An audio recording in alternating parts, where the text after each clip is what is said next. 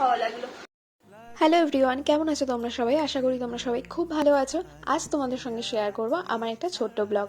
সাধারণত অন্যান্য জায়গায় সাজাতে গেলে আমি ব্লগ বানানোর সময় পাই না, কারণ সবাই এত তাড়াহুড়োর মধ্যে থাকে আর আমি নিজেও অনেকটা তাড়াহুড়োর মধ্যে থাকি।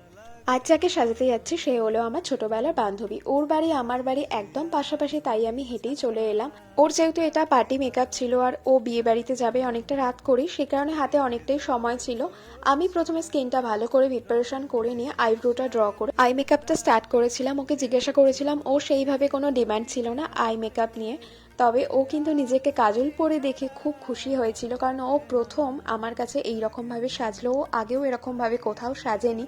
তার মাঝখানে এই হাফ সাজানো কমপ্লিট করে ও আমাকে বানিয়ে দিল কোল্ড কফি।